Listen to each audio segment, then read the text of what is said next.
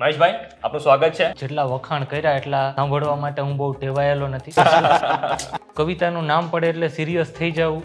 આપણી પાસે માત્ર રસધાર હાથમાં આવે છે, આપણી પાસે માત્ર સૌથી બારવટી હાથમાં આવે છે, અને આપણે એક બેઠકે વાંચી નાખવાની ઉતાવળે વાંચી નાખીએ.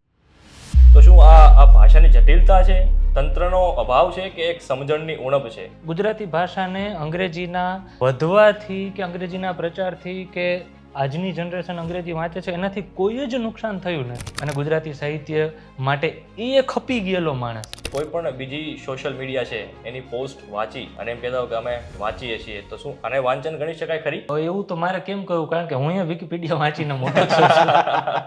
સાથે ચાલવાનો ભાવ એ સાહિત્ય છે. સાથે શું ચાલે છે બધું અત્યારે આ ઇન્ટરનેટ સાથે ચાલે છે. જ્યાં સુધી ચલાય ત્યાં સુધી ચાલીએ. પહેલાં તો સાહિત્યની વ્યાખ્યા એ હાવ બેસિકલી આપણે જાણીએ ને તો જે સાથે સાથે ચાલે છે તે.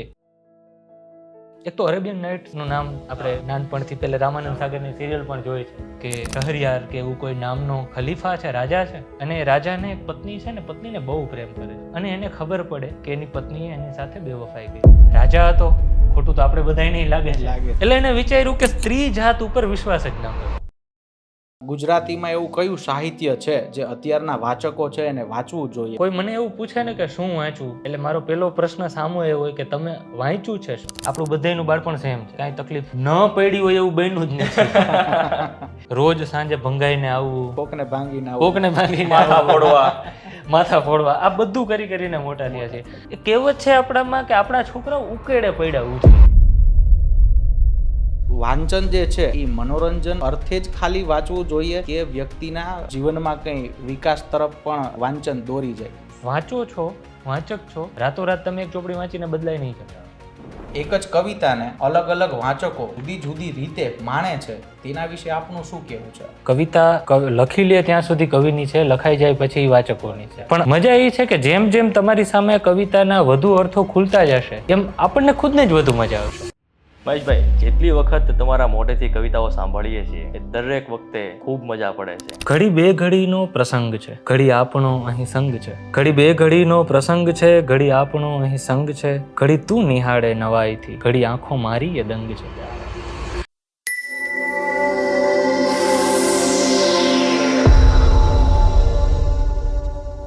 મારા એક ગમતા કવિનો મને ખૂબ ગમતો શેર છે કે ગર્વ લે તારોય મોભો લોકમાં વધશે હવે, મેં તને માન્યો ખુદા એ વાત કંઈ ઓછી નથી. આપણા દરેકના જીવનમાં અમુક એવા પાત્રો હોય કે જેની પાસે એક મેગ્નેટિક પાવર હોય.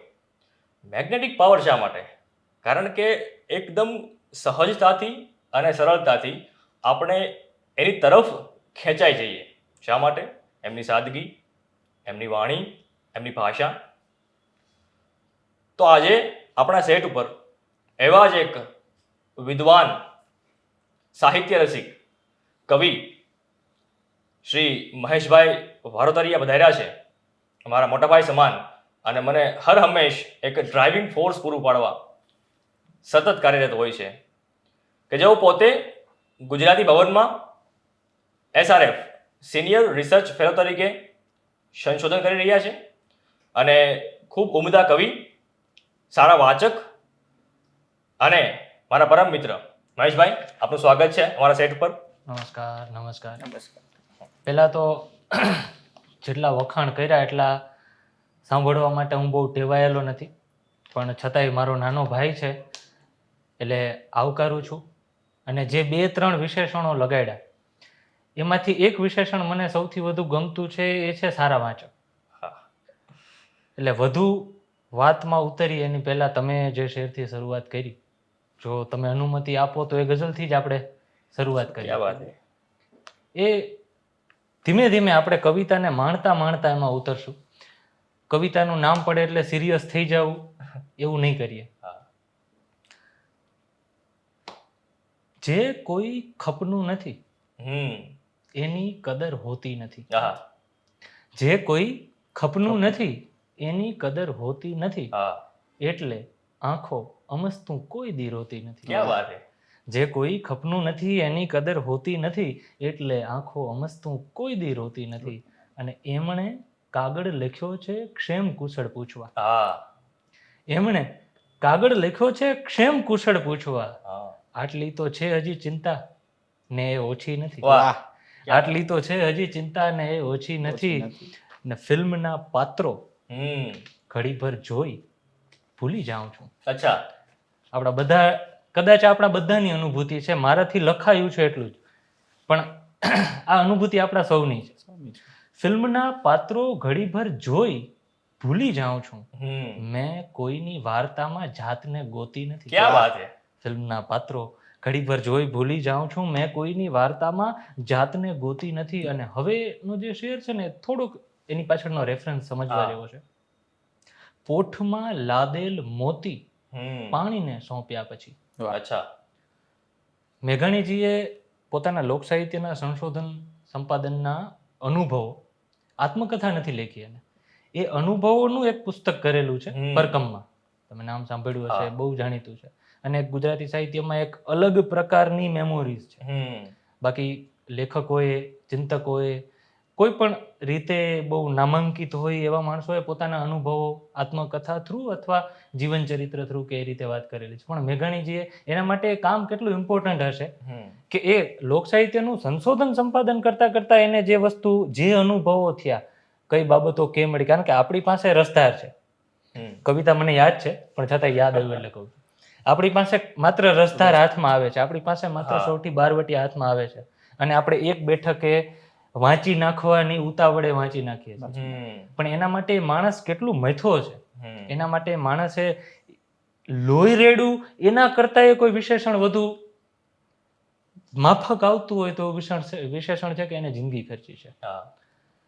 એટલે એમને એના અનુભવો એ પરકમમાં કીધા છે. અને પરકમમાં એને એક પ્રસંગ ટાંક્યો છે, હેમ અડાવ વણજારાનો. કે એક વણજારો હતો ને, એ જૂના વખતમાં એ પોતાની ખેપો લઈ અને જતા હોય બધા માલ સામાનની હેરાફેરીને, એમાં એ મોતીઓ, ઝવેરાતો આ બધાની હેરાફેરી કરતો. એટલે એને એક જગ્યાએથી નીકળવાનું થયું તો નદી, અને બહુ સાફ નદી, સરસ સ્વચ્છ સુંદર પાણી. સુંદર તો પાણી માટે વિશેષણ ન વપરાય, પણ એવું લાગે એવું પાણી. મેઘાણીએ જામનગરના ભૂચરમરી પર પેલી નવલકથા એક લખેલી છે, સમરાંગણ. સમરાંગણમાં એને નાગમતી, રંગમતીના વર્ણનમાં એ લખ્યું છે, પાણી, નાગમતીના પાણી કેવા હતા તો કે નીચે માય મોતી પડ્યા હોય ને તોય દેખાય, એવા પાણી, એવું જ પાણી હશે. અને એમાં એની ખેપ, એના પેલા નીકળ્યા ખેપવાળા, એટલે એના પેલા ઓલા પરથી મોતીઓ પાણીમાં ઢોળાઈ ગયા. મોતીઓ પાણીમાં ઢોળાઈ ગયા એટલે આ માણસથી સહજ રીતે પાછળ ધ્યાન ગયું ને તો એને જોયું કે એ પાણીમાં એટલા બધા સરસ લાગતા હતા મોતી પડેલા, એ સમયમાં એ કેટલા કિંમતી હશે એના માટે. પણ એ પાણીમાં એટલા સરસ લાગતા હતા એને કે પછી એને પાછળ 400, બીજા 400, 450 જેટલી પોટ હતી, એ બધા એને કહી દીધું કે પાણીમાં મોતી નાખી દઈએ. અને પછી એ સડસડાટ નીકળી ગયો, પાછળ બીજા 450 માણસો છે. હવે એક વખત એને પાણીમાં નાખી દીધા પછી એને પાછું વળીને જોયું એ નહીં હોય એમ. આ આપણી કલ્પના છે કે એને માની લીધું કે ત્યાં સુંદરતા છે, સુંદરતા જોનારની આંખમાં છે, એવું અંગ્રેજી કોઈ કવિએ કીધું છે. તો એને એક આંખમાં એ નહીં, એ મનમાં છે કે આ સારું જ લાગતું હશે. પોઠમાં લાદેલ મોતી પાણીને સોંપ્યા પછી, હવે શેર જોજો. પોઠમાં લાદેલ મોતી પાણીને સોંપ્યા પછી શી થશે રંગત, એ જોવાની તમા હોતી નથી. ક્યાં વાત છે. પછી ક્યાં વાત છે. પોઠમાં લાદેલ મોતી પાણીને સોંપ્યા પછી શી થશે રંગત, એ જોવાની તમા હોતી નથી. અને હવે તમે કીધું એ શેર કે ગર્વ લે તારોય મોભો લોકમાં વધશે હવે. ગર્વ લે, ઈશ્વરને કદાચ આત્યંતિક લાગશે, પણ માણસે ઈશ્વરને બનાવ્યો છે, ઈશ્વરે માણસને નથી બનાવ્યો. ગર્વ લે તારોય મોભો લોકમાં વધશે હવે, મેં તને માન્યો ખુદા, એ વાત કઈ ઓછી નથી. મેં તને માન્યો ખુદા, એ વાત કઈ ઓછી નથી. ધન્યવાદ. મહેશભાઈ, એક સ્વાભાવિક પ્રશ્ન મને થાય છે, આપ ગુજરાતી ભાષા સાથે જોડાયેલ છો એટલા માટે, કે જ્યારથી અંગ્રેજી માધ્યમ છે એની સભાનતા અને એની લોકપ્રિયતા વધી છે, ત્યારથી ગુજરાતના યુવકો છે અને વાચકો છે એ ગુજરાતી ભાષાથી અથવા તો ગુજરાતી સાહિત્યથી સહેજ દૂરી બતાવતા હોય એવું લાગે છે. તો શું આ ભાષાની જટિલતા છે, તંત્રનો અભાવ છે, કે એક સમજણની ઉણપ છે? શું આપનું કહેવું છે? જો આનો જવાબ છે ને હાવ સિમ્પલ ન હોઈ શકે. હા કારણ કે પહેલા હું તો એ જ કહીશ કે ગુજરાતી ભાષાને અંગ્રેજીના વધવાથી કે અંગ્રેજીના પ્રચારથી કે આજની જનરેશન અંગ્રેજી વાંચે છે એનાથી કોઈ જ નુકસાન થયું નથી. રાધર કદાચ આવું કેવું અતિશયોક્તિ લાગશે, પણ ક્યાંક સાહિત્ય રસિક જે માણસો છે એની એક પ્રકારની જડતા છે કે ભાઈ અંગ્રેજી એટલે આપણાથી આઘું રાખવાનું. પણ હું તમને કહું, ગુજરાતી સાહિત્ય 11મી સદીથી આપણે લઈને અત્યાર સુધી આવી એટલે મધ્યકાળ અને અર્વાચીન કાળ, અને અર્વાચીન કાળમાં પાછું સુધારક યુગથી આજ પર્યંત જે મોટા ભાગનું વિશ્વની સામે મૂકવા જેવું સાહિત્ય છે અને આપણે સૌ જેને માણીએ છીએ એ સાહિત્ય એ અર્વાચીન કાળનું સાહિત્ય છે. એ તમે નર્મદથી, નવલરામથી, નંદશંકર મહેતાથી શરૂઆત કરીએ તો એ સાહિત્ય આપણા સૌના મગજ ઉપર, આપણા સૌના ચિત્ત ઉપર છવાયેલું છે.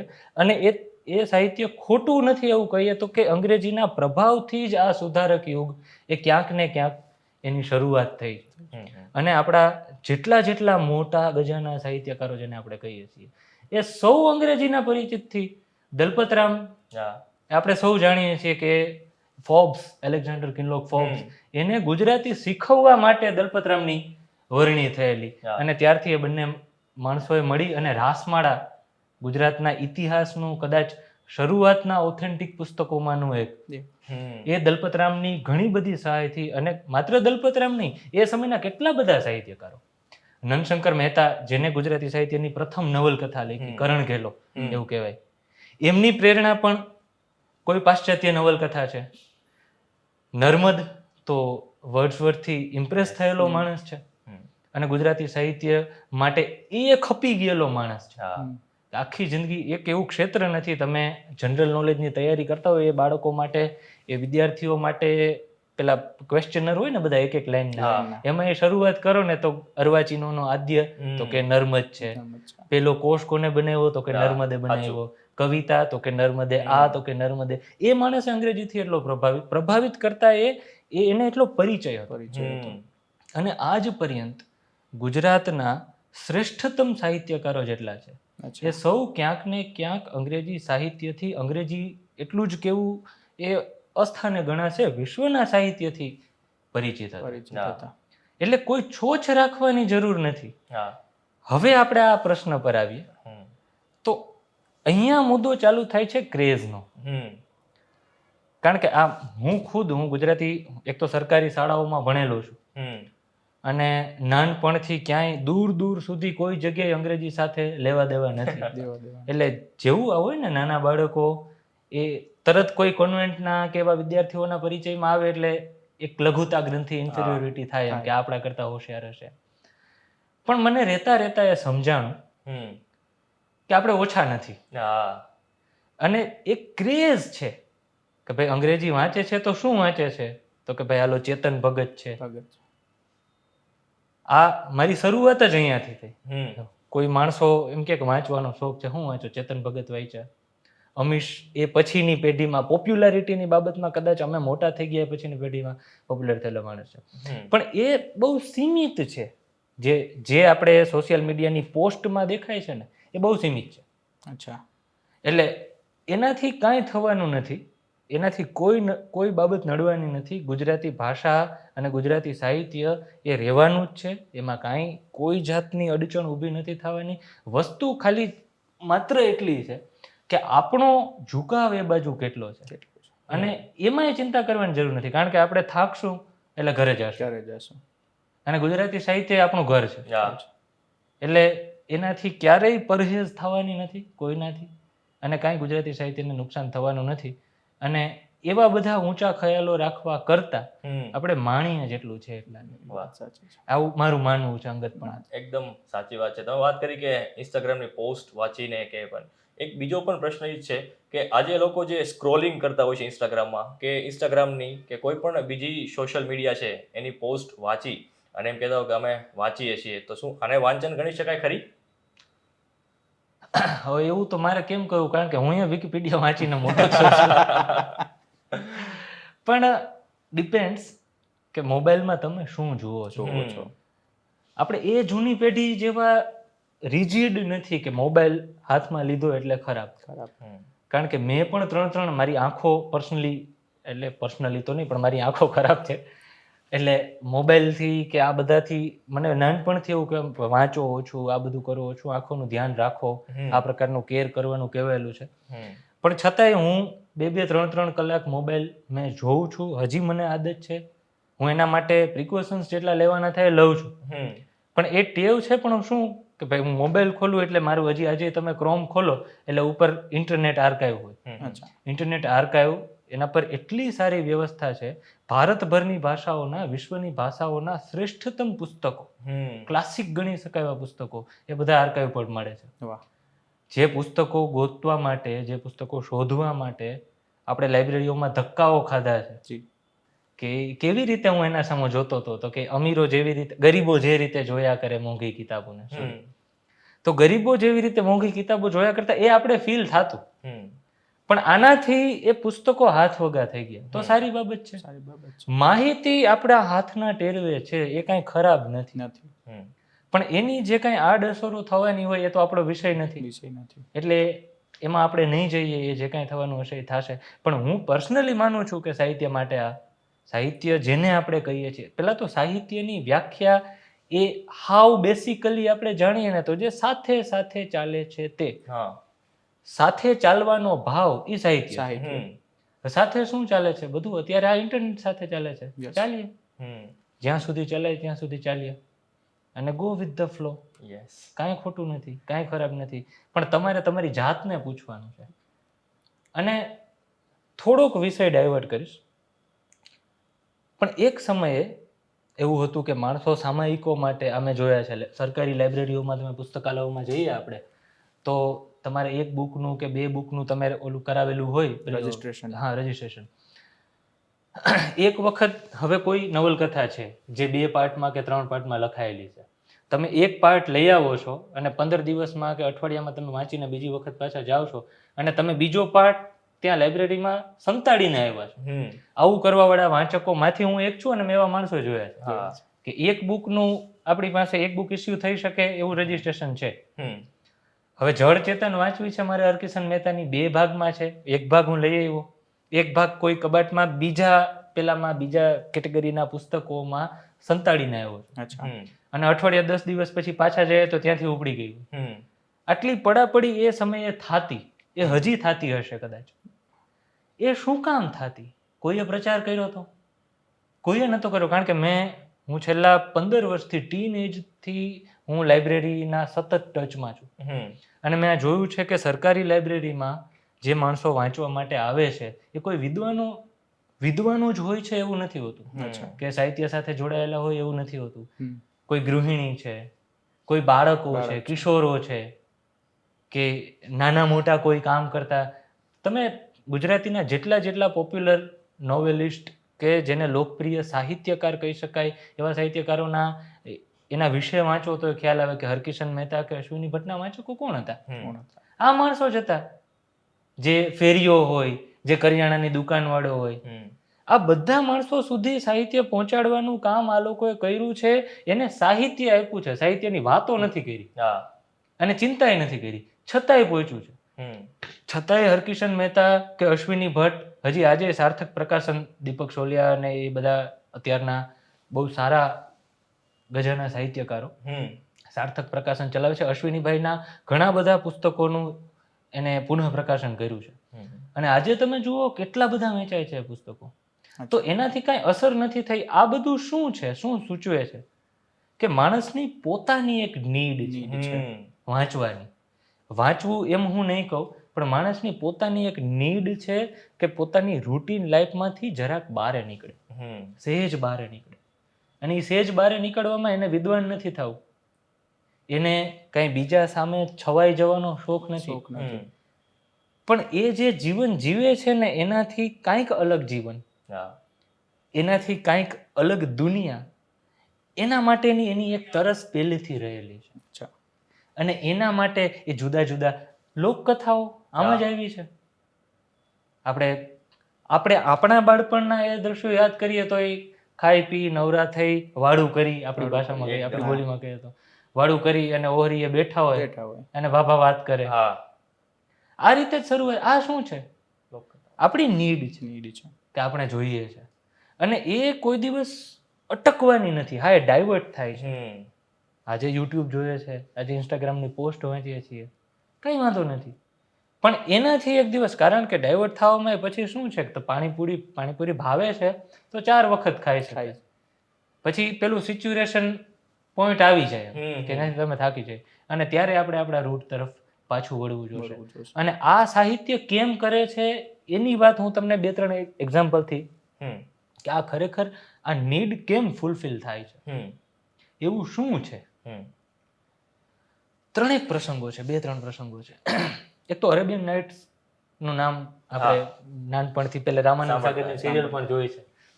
અરેબિયન નાઇટ્સની શરૂઆત તમને યાદ હોય ને તો એ એક સરસ મજાની એની પૂર્વ કથા છે, જેમાં બીજી બધી કથાઓ બંધાયેલી છે.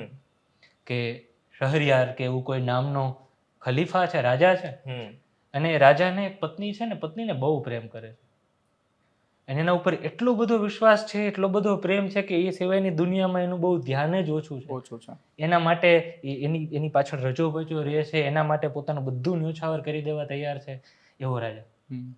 અને એને ખબર પડે કે એની પત્નીએ એની સાથે બેવફાઈ કરી છે, અને વ્યાજબી હતું એને દુઃખ થવું, એનું હૃદય તૂટી જવું, એને ખોટું લાગવું, અને ખોટું લાગ્યું. રાજા હતો, ખોટું તો આપણે બધાય નહીં લાગે છે, પણ એ તો રાજા હતો એટલે ફર્ધર એક્શન પણ લઈ શકે. ઈગો હર્ટ થઈ ગઈ. એટલે એને વિચાર્યું કે સ્ત્રી જાત ઉપર વિશ્વાસ જ ન કરવો.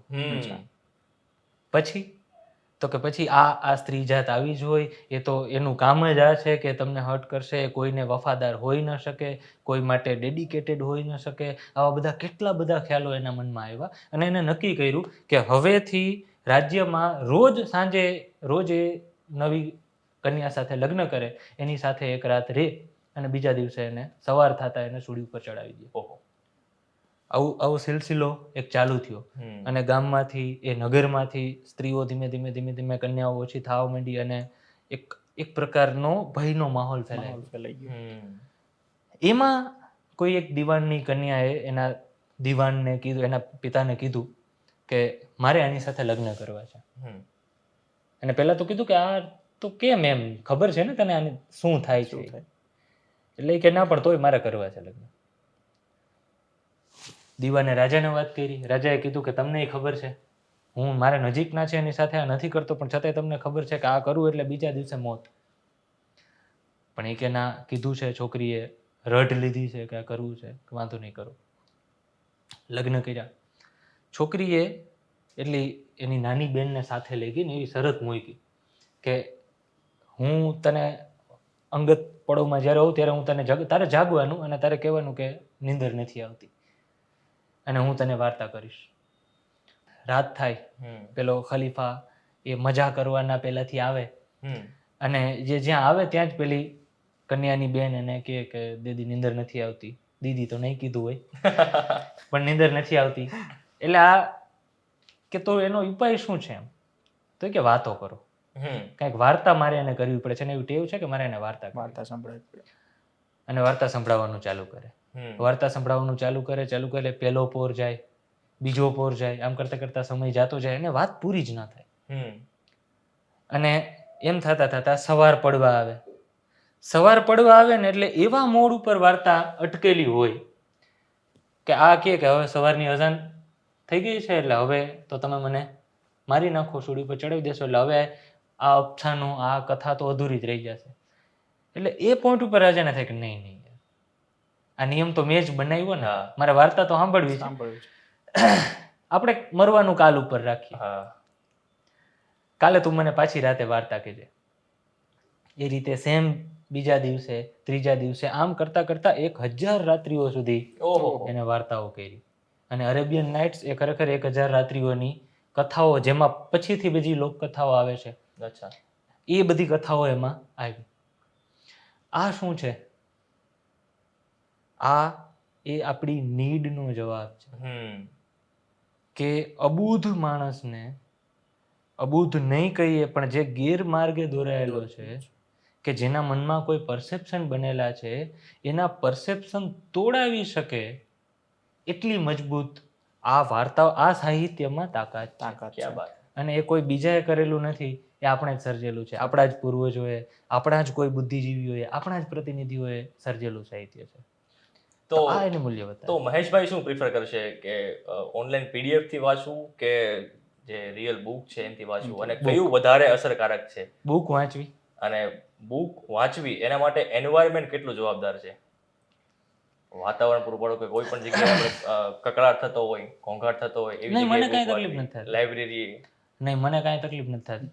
હું વાંચવાનું હોય તો હું ગમે ત્યાં વાંચી શકું છું. સિવાય કે ખાલી શરત એટલી છે કે મને કોઈ બોલાવવું જોઈએ નહીં. ના.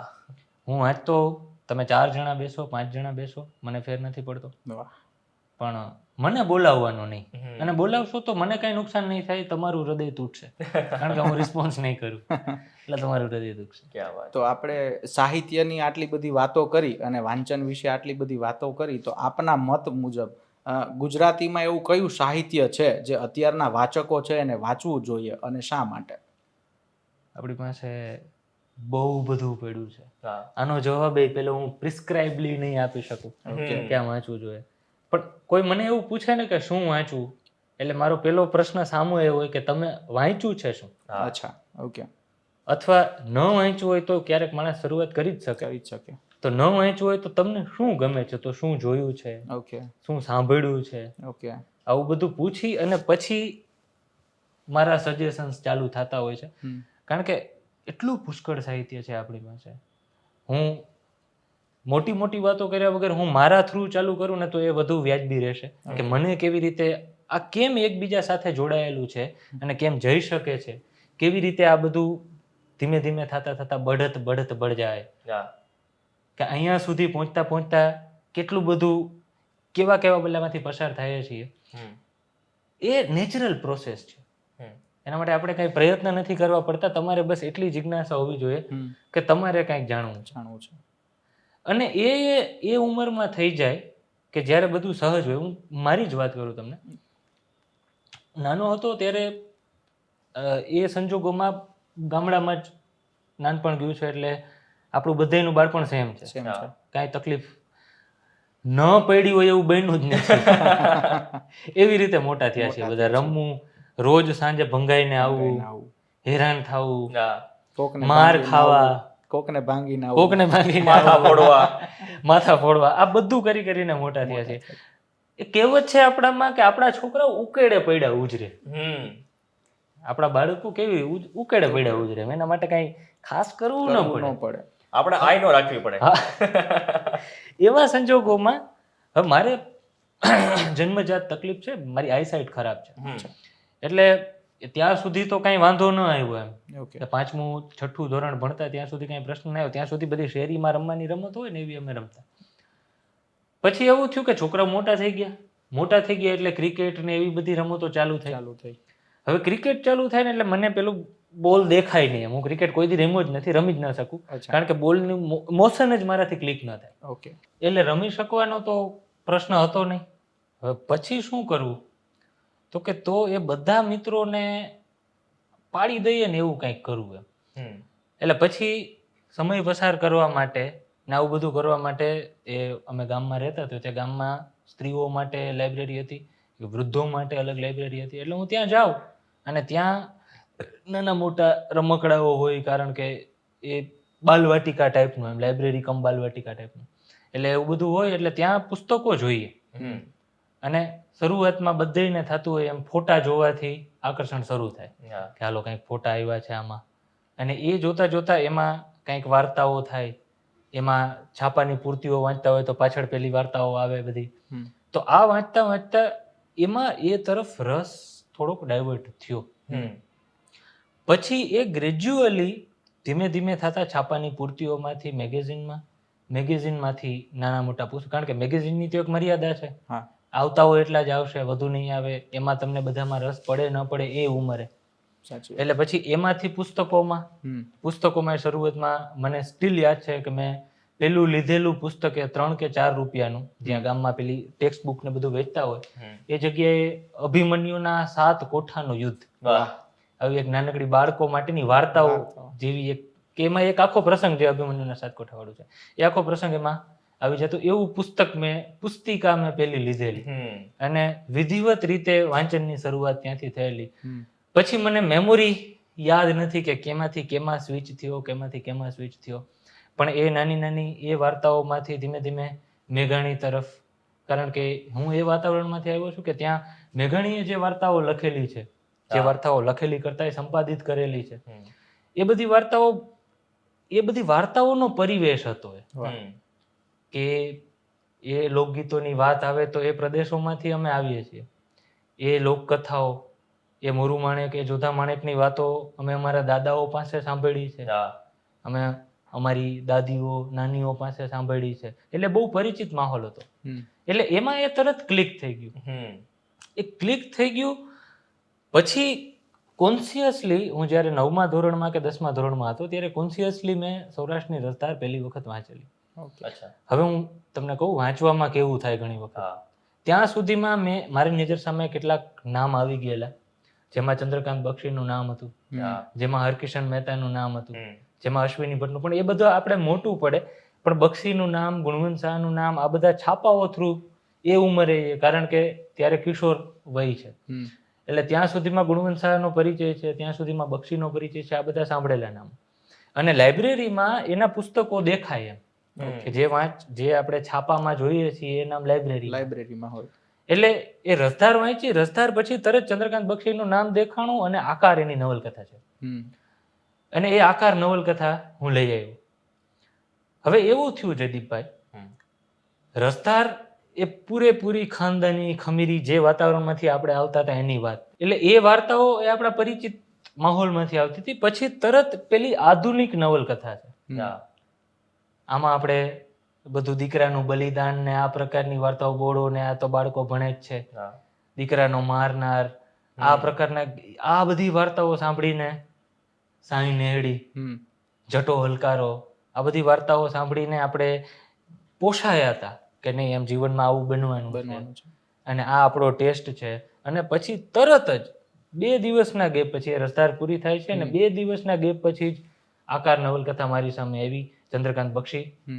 અને એ નવલકથા આધુનિક સાહિત્ય, ગુજરાતીમાં જે આધુનિકતા જ્યાંથી પ્રોપરલી શરૂઆત થાય છે અને જામી જાય છે, એ આધુનિક કાળનો એક પ્રોમિનન્ટ લેખક અને એ પ્રોમિનન્ટ નવલકથા, કે એનો નાયક છે, જે નાયક જેલમાં છે અને એ જીવી લેવા માંગે છે, એનો મોટો ભાઈ જે કેન્સર કે એવી કોઈ બીમારીથી પીડાય છે અને મૃત્યુની શૈયા પર પડેલો છે, અને એની ખબર કાઢવા માટે જેલમાંથી બહાર જાય છે, અને બહાર જાય તો ભાઈના મૃત્યુની નજીકના દિવસો જોઈ છે કે જ્યારે ખાટલામાં છે ને એને કાંઈ પ્રકારનું કાંઈ ફીલ નથી થતું, અને એ બોહેમિયન ટાઈપનો માણસ છે જે વિચારે છે કે મજા કરી લેવી, અને પાછો જેલમાં જાય છે અને ત્યાં સમાચાર આવે છે કે ભાઈનું મૃત્યુ થઈ ગયું છે. અને એની કોઈ પૂર્વ આપણે ધારેલી, આપણા મગજમાં રહેલી અસરોને એક પછી એક એવા કૃત્યો કરે છે, એવી રીતે વર્તે છે કે જે આપણા માટે અનૈતિક લાગે. અને મારા મગજમાં એ વસ્તુ એટલી બધી કે આમાંથી આ સાચું કે આ સાચું, અને એને સમય લાગ્યો ક્લિક થતા કે જીવન બહુ મોટું છે. રાજેશ વ્યાસ મિસ્કિન કહે છે એ પણ સાચું, આ પણ સાચું, બધું સાચું છે. એટલે એ વાંચનનું આવું છે કે તમારું મગજ જેટલો ખુલતો જશે, વાંચનમાં સિલેક્ટિવ નહીં થવાનું ક્યારે, જેટલા ખુલતા જશું એટલી વધુ મજા આવતી જશે. અને માણસની જાત મથલ તો એમાં એ છે, છેલ્લે તો એ છે, એટલે માણસની જાત કેટલી વિશાળ ફલક પર ફેલાયેલી છે એનો ખ્યાલ તમે જેમ હું કહું છું, મેં વિદ્યાર્થીઓ સાથે ઇન્ટરેક્શન થાય છે ત્યારે કહું છું કે આ ખાલી પુસ્તકો નથી, આ આપણા પૂર્વજોએ ખાલી આપણી પેઢી નહીં પણ માનવ જાતે અત્યાર સુધીમાં જે કાંઈ પણ અનુભવો સંચિત કર્યા છે એ બધા અનુભવોનું સુફળ છે. સારા નરસા, સારા માઠા, જે કોઈ અનુભવો છે એ બધા એમાં છે, એમાંથી પસાર થતા જાય. એટલે આપણે એક માણસ એના જીવનમાં 30, 40, 50, 60, 70 વધીને 100 વર્ષ જીવી શકે. તમે 50 પુસ્તક વાંચીને 40 પુસ્તક વાંચીને હજારો વર્ષનું જીવન જીવી શકો છો. તો એ હજારો વર્ષનું જીવવા માટે વાંચવું એ બેસ્ટ રસ્તો છે અને ત્યાં સુધી માણસ પહોંચશે એવું મને લાગે છે. ખૂબ સારી આપે વાત કરી કે આપને ખૂબ સારો શોખ છે કે નાનપણથી જ આપણે પુસ્તકો વાંચ્યા અને લાઇબ્રેરીમાં જતા અને આવું.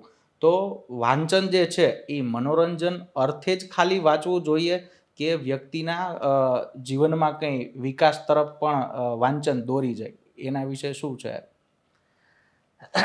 મનોરંજન શબ્દની જગ્યાએ સંસ્કૃત કાવ્યશાસ્ત્રમાં અમે ભણીએ છીએ અને લિટરેચરના વિદ્યાર્થીઓ ભણે છે.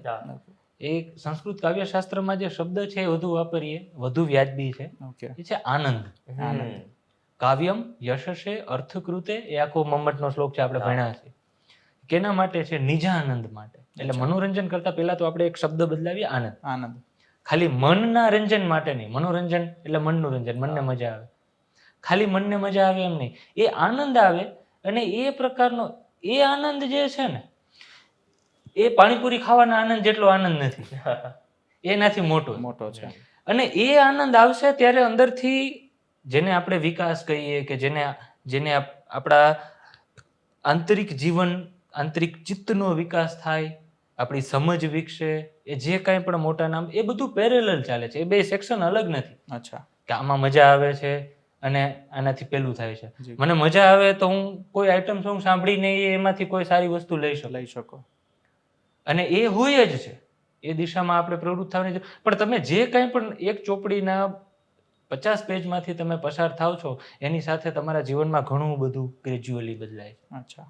મને યાદ આવે બશીર બદ્રનો એક શેર છે. કેવી સિમ્પલ વાત છે, પણ આ લિટરેચર આનંદ કેમ અપાવી શકે અને એની સાથે વિકાસ પણ કેમ થાય. બહુ સરસ શેર છે. કુછ તો મજબૂરિયાં રહી હોગી. હાવ સિમ્પલ. જો હવે સાહિત્ય એટલે બહુ મોટું સાહિત્ય. એક વસ્તુ મને એવી લાગે છે કે ઘણી વખત ને આપણે અઘરું હોવાના કારણે કે મગજમાં ન બેસવાનું, કે આ બધું પુસ્તકો જોઈને બીવાવાળી પેઢી છે. કે મોટું જેમ બલ્કી પુસ્તક દેખાય એમ આપણે તકલીફ થવા માંડે.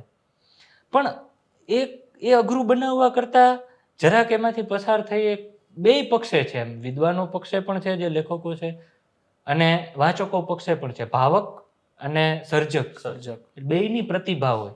ભાવયત્રી પ્રતિભા અને કારયત્રી પ્રતિભા, આ સંસ્કૃત કાવ્યશાસ્ત્રમાં જ આવે છે. જેમ ભાવક સક્ષમ હોવો જોઈએ, એમ લેખકને જે પહોંચાડવું છે એ પણ એની પાસે હોવું જોઈએ. તો એ બશીર બદ્ર ઉર્દુનો બહુ વિદ્વાન કવિ, સ્કોલર માણસ, અને બહુ બધું સાહિત્ય જાણવા વાળો માણસ. આટલી સિમ્પલ 2 લીટીનો એક શેર, કુછ તો મજબૂરિયાં રહી હો, यूं કોઈ બેવફા નહીં હોતા.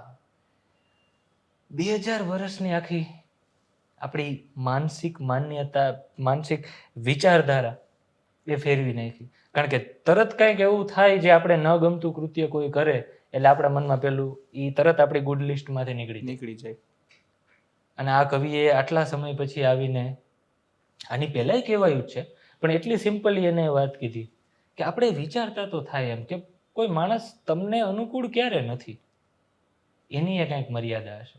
કુછ તો મજબૂરિયાં રહી હોગી, यूं કોઈ બેવફા નહીં હોતા. આ શેર વાંચ્યા પછી તમે એવા ને એવા નહીં રહ્યો જે આ શેર વાંચ્યા પહેલા, શેર સાંભળ્યા પહેલા. એક બહુ સરસ પ્રસંગ છે, વિનોદ ભટ્ટે નોંધ્યો છે.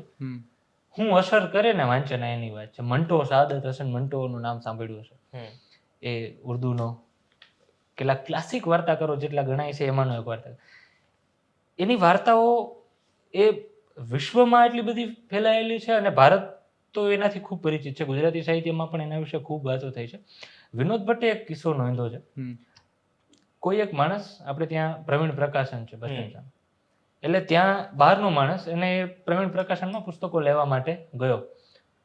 એને આ મંટોની વાર્તાઓનું પુસ્તક મળ્યું એમ. એટલે એ વાર્તાઓ એને લીધી, પછી ટેબલ પર હિસાબ કરવા ગયો ને તો એટલા પૈસા સાથે હતા ને. એટલે આને પેલું પુસ્તક પાછું મૂકવા માટેનું કર્યું, એમ કે આ રાખી દો ને, એમ પાછો આવીશ ત્યારે લઈ જઈશ. એટલે ત્યાં કાઉન્ટર પર બેઠેલા હશે એને કીધું કે ભાઈ લઈ જાઓ ને એમ, અત્યારે પછી આવો ત્યારે આપી દેજો. એટલે પેલો ભાઈ કે તમે મને ઓળખતા નથી, હું આ શહેરમાં પહેલી વાર આવ્યો છું, દુકાનમાં પહેલી વાર આવ્યો છું, હું પાછો ન આવું તો હું રૂપિયા ન દઉં તો તમે મારો સંપર્ક કેમ કરશો? કેમ કરશો? અને ત્યાં કાઉન્ટર પર બેઠેલા જે કોઈ હશે એને જે જવાબ આપ્યો છે વિનોદ ભટ્ટે નોંધ્યો છે કે મને તમારા ઉપર નહીં, મને મંટો ઉપર વિશ્વાસ છે. વાહ, મંટોને વાંચવા વાળો માણસ ક્યારેય આ નહીં કરે. આ નહીં કરે. તો આ તમારું ઇનર વિકસાવવાની વાત છે. તમે 50 પાના વાંચી અને તમે ત્યાં નહીં રહ્યો જ્યાં તમે હશો. એટલે ગાંધીજીએ એક વાત કીધેલી, આ જો વિચારવંત માણસોની વાત છે કે કેમ ડેવલપ થતા હોય. ગાંધીજીનું એક બહુ જાણીતું વિધાન છે કે હું કાંઈ પણ લખું અને એ માણસે એની જિંદગીમાં જેટલું લખ્યું છે, એ જેટલી પ્રવૃત્તિઓ વચ્ચે જેટલું લખ્યું છે, એટલું આપણી જેમ કદાચ એનું 5% ઓછું 5% જેટલું જ કામ કરવાવાળો માણસ છે એટલો પ્રવૃત્તિ લેખનની બાબતમાં નહીં થઈ શકે. એટલા શબ્દો, એટલા અક્ષરો એની કલમમાંથી નીકળ્યા છે. વાહ. ગાંધીજીએ કીધું હતું કે હું કાંઈ વિધાન કરું ને તો મારા એક વિષયને લગતા કોઈ 2 વિધાનો હોય તો એમાં મારું છેલ્લું વિધાન હોય ને એ માન્ય રાખવું. કારણ કે પેલું મેં કીધેલું છે એ પછી મારા વિચારો કંઈક બદલ્યા હશે, કંઈક વિકસ્યા હશે, અને પછી હું એક તારતમ્ય સુધી, એક તારણ સુધી પહોંચ્યો છે, એટલે મેં છેલ્લે જે કીધેલું છે એ સાચું માનું. વાહ. અને એમાં રાવી પાઠક, રામનારાયણ વિશ્વનાથ પાઠક, ગુજરાતીના એક બહુ મોટા ગજાના સાહિત્યકાર, એને એક વસ્તુ એડ કરેલી કે નહીં, છેલ્લું વિધાન એમ નહીં, 2 વિધાનો યાદ રાખવા. કારણ કે એનાથી ખબર પડશે કે ગાંધીજીની થિંકિંગ પ્રોસેસ કેવી હતી, એ પેટર્ન કેવી હતી, માણસ આ વિચારથી આ વિચાર સુધી પહોંચ્યો કેમ. તો આ તમે વાંચો છો, વાંચક છો, એટલે એ તમારામાં એ પ્રોસેસ ચાલુ જ હશે. એ ઓવરનાઇટ પ્રોસેસ નથી. રાતોરાત તમે એક ચોપડી વાંચીને બદલાઈ નહીં જાઓ. 100%. પણ તમે એક ચોપડી, અને મોહમ્મદ માંકડ એક વાર્તાકાર, ગુજરાતીના બહુ સમર્થ વાર્તાકાર, એને એક વસ્તુ, એની અંકુર એમનો વાર્તા સંગ્રહ છે, એનું સંપાદન, એની પ્રસ્તાવનામાં એને એ વાત કરી હતી કે આ વાર્તાઓ એકી બેઠકે વાંચી જવા માટે નથી. તમે ધીમે ધીમે વાંચો. આ વિકાસ દિવ્ય કીર્તિની વાત છે, એને જ હમણાં મેં રિસેન્ટલી જ ક્યાંક જોયેલું, અને બહુ સરસ. હું વર્ષોથી આ વાત સાથે એગ્રી કરું છું કે એક માણસની વર્ષોની મહેનત છે એક પુસ્તક માટે, અને આપણે 3 દિવસમાં વાંચી નાખીએ છીએ. એટલે એનું અવમૂલ્યન ન થાય. તમે ધીમે ધીમે માણો. મારી આ પ્રોસેસ હતી. હું તત્વમસી વાંચતો કે અતરાપી વાંચતો કે તિમિરપંથી વાંચતો. એટલે હું તિમિરપંથી વાંચતો તો 50 પેજ સુધી પહોંચ્યા પછી હું આમ સાચવી રાખું એમ કે હવે હમણાં નહીં, થોડુંક જાળવીએ. હું કામ તો આવી મજા આવે છે ને, આ મજા કોન્સ્ટન્ટ કરવી. એટલે એ સાહિત્ય બધું જે છે એ ગ્રેજ્યુઅલી વાંચીએ તો એ વાંચી જ નથી જવાનું, વાંચી જ નથી જવાનું. વાંચો, આરામથી વાંચો, થાકો છો રોકાવ, કાંઈ વાંધો નહીં, વળી પાછા સ્વસ્થ થઈને વાંચો. અને વાંચતા વખતે એ યાદ રાખવાનું કે આપણા મનોરંજનની કે આપણા આનંદની વસ્તુ હશે, પણ આ આનંદ માટે એ માણસે કેટલું બધું સફર કર્યું છે, ત્યારે આ આનંદ મળ્યો છે. તો એ 2 પક્ષે ધ્યાન રાખવાની વસ્તુ છે ને. વિકાસ થવાનો જ છે, એના માટે પ્રયત્ન નથી કરવાના.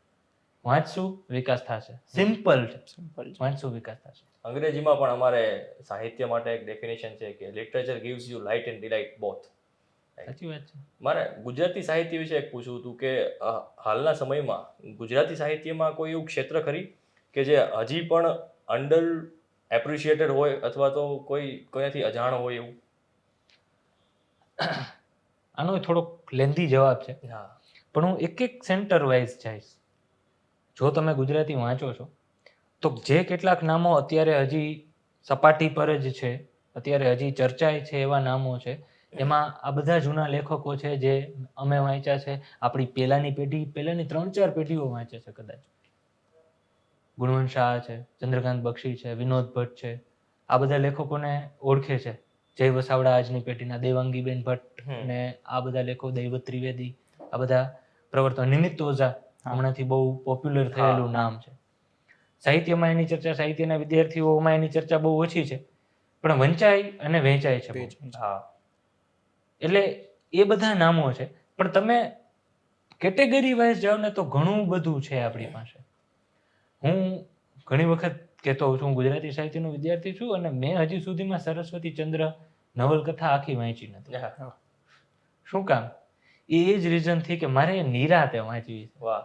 ઝેર તો પીધા છે જાણી જાણી દર્શકની, મનુભાઈ પંચોલી દર્શકની નવલકથા છે, એમાં હજી પૂરી નથી કરી. કારણ કે મને પેલું છે કે એવું નિરાતે વાંચું.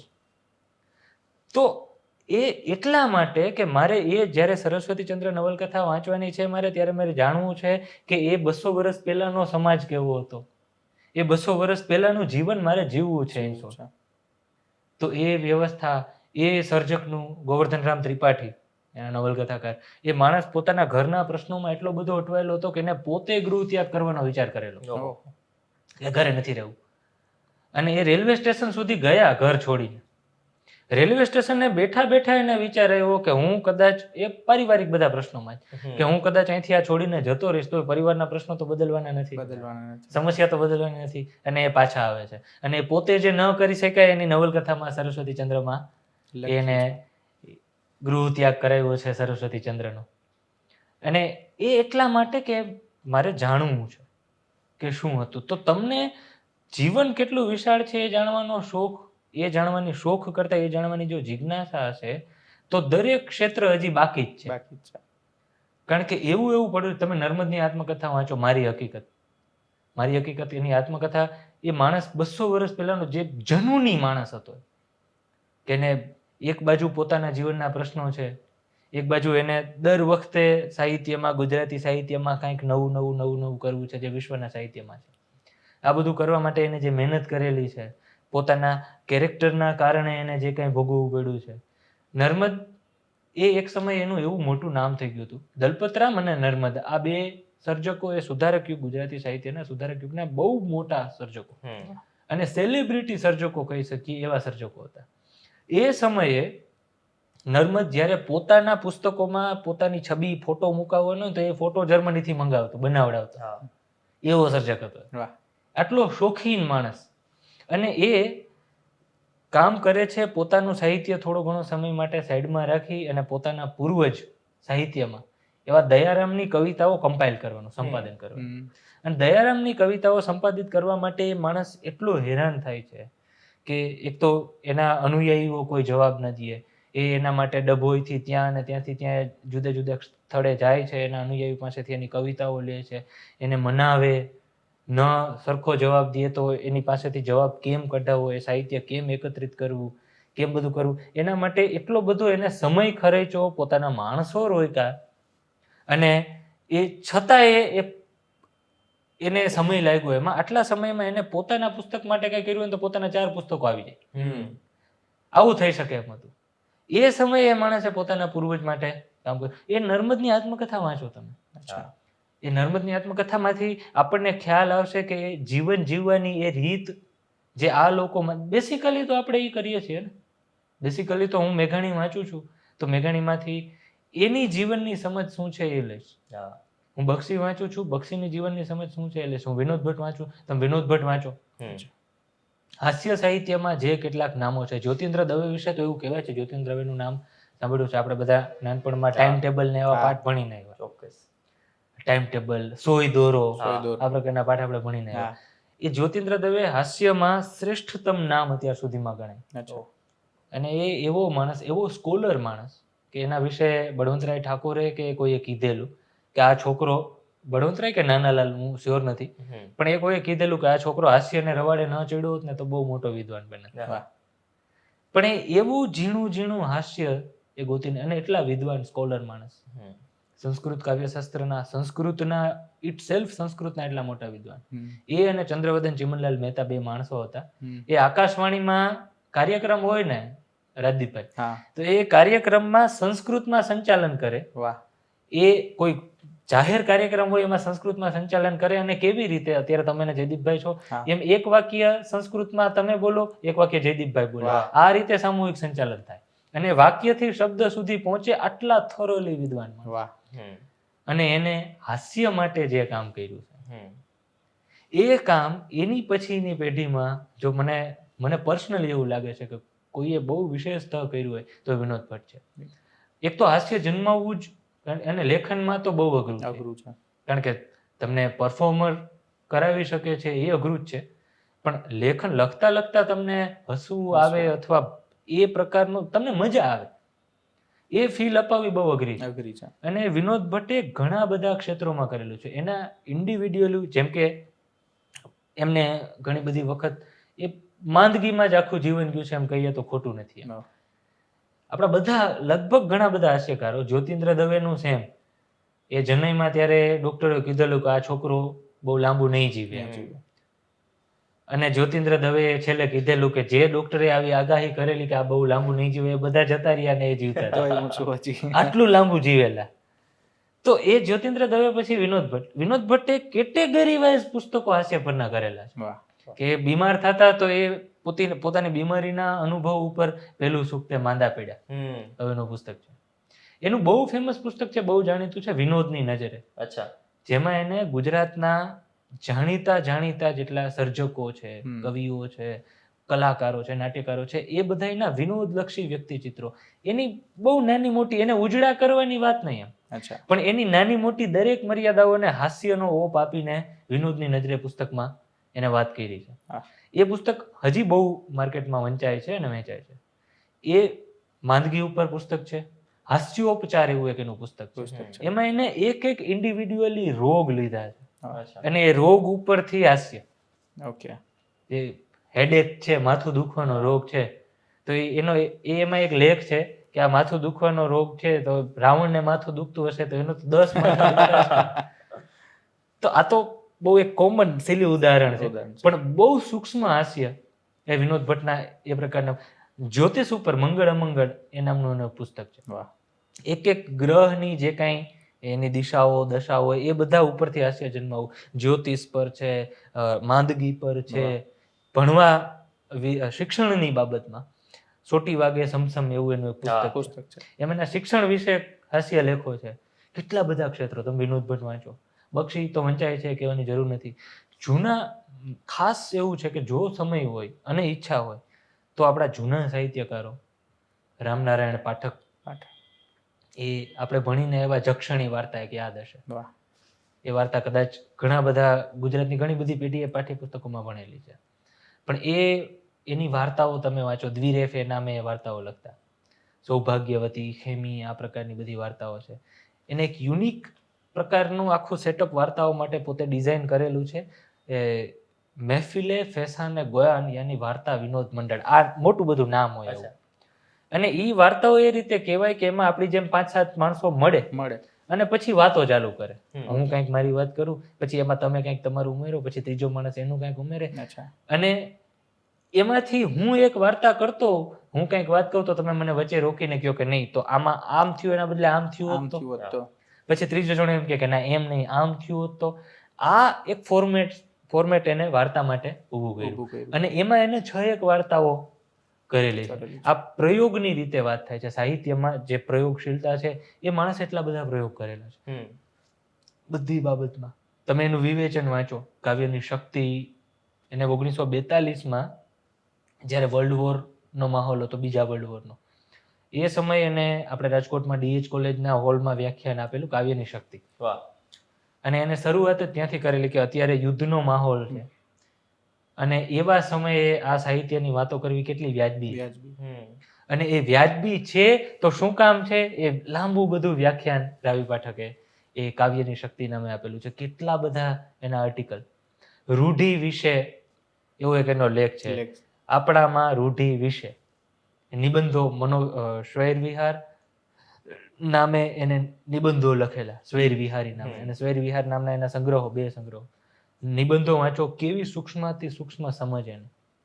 તો એક બાબતો આપણે ખબર પડશે આપણને કે આ લોકો કેમ વિચારતા. તો મારું એવું છે કે મને કોઈ પૂછે ને કે શું વાંચવું, કે શું અંડર એસ્ટિમેટ છે, હું કહું બધું અંડર રેટેડ છે બધું. કારણ કે આપણે ડિટેલમાં ક્યાંય સુધી પહોંચ્યા નથી. આપણે મેઘાણીને રસધારથી કે બારવટિયાથી પૂરું કરી નાખ્યું, બહાર જ નથી નીકળ્યા એમ કહે તો ખોટું નથી. પણ એ માણસે સાહિત્ય માટે તમે એની નવલકથાઓ વાંચો, એના અંગત જીવનના, પેલામાં એ કેટલો સજાગ સર્જક હશે અને સજાગ સંપાદક હશે કે એને લોક સાહિત્યના જે કંઈ સંપાદનો, સંશોધનો છે એમાં ક્યાંય એને પોતાની જાતને પર્સનલી આડી આવવા દીધી નથી. અને એ પોતાના જમાનાનું સંતાન છે, એટલે એ જમાનામાં એની જે કાંઈ માન્યતાઓ, જે કાંઈ માનવાનું હતું, એ બધી વાતો એને પોતાના મૌલિક સર્જનમાં કરેલી છે. એટલે મેઘાણીની નવલિકાઓ વાંચો, ટૂંકી વાર્તાઓ. મેઘાણીની નવલકથાઓ ખાસ વાંચવી. એ એટલો બધું ભારી માહોલ કરી દેતી નવલકથાઓ છે. એ આપણા બધાની, આપણી પેઢીના વિચારશીલ માણસને એમાં પોતાની છબી દેખાશે. ભાઈ આપે આટલા બધા પુસ્તકની યાદી કરાવી અને આટલું કહ્યું તો એ અત્યારના યુગમાં અત્યારના યુવાનોએ ફરજિયાત વાંચવી જોઈએ એવા કેટલા પુસ્તકો એની કંઈ યાદી કરાવી શકો? એવું કેવું અઘરું છે, પણ વિનોદની નજરે વાંચો. અચ્છા. આ એક બક્ષીનું મહાજાતિ ગુજરાતી એક પુસ્તક છે. આ પુસ્તક આ હું એટલા માટે કહું છું, મારી પાસે મનમાં નામ ઘણા બધા છે, ઓકે. પણ હું એટલા માટે કહું છું કે આ બધું તરત ક્લિક થઈ જશે અને આપણને સાહિત્યના ક્ષેત્રમાં કરતા વાંચનમાં આપણે એટલા બધા અંદર ઉતારશે કે પછી આપણી ઈ બારી ખુલતી જશે વાંચવા બાજુની. મહાજાતિ ગુજરાતી એ પ્રકારનું પુસ્તક છે. પણ ગુજરાતની જુદી જુદી જાતિઓ છે. અચ્છા. ભાટિયા છે, વોરા છે, ખોજા છે, પાટીદાર છે, આ બધી જાતિઓ વિશેનું રિસર્ચ છે. ચિત્રલેખા સામે કે હરકિશન મહેતા હતા, એ હરકિશન મહેતાએ એમની પાસે લખાવેલું. અને મહાજાતિ ગુજરાતી એ એવું રસિક પુસ્તક. ભાટિયા એક જ્ઞાતિ છે કચ્છ બાજુ, જેને મુંબઈના વિકાસમાં એનું બહુ મોટું યોગદાન છે. પેલા હું નામ ભૂલી ગયો છું એક ભાઈના, કોઈ બાલુ સમથિંગ નામ છે, હું નામ મને યાદ નથી આવતું, પણ એ બહુ મોટા, મુરજી જેઠા, આ બધા તો છે જ.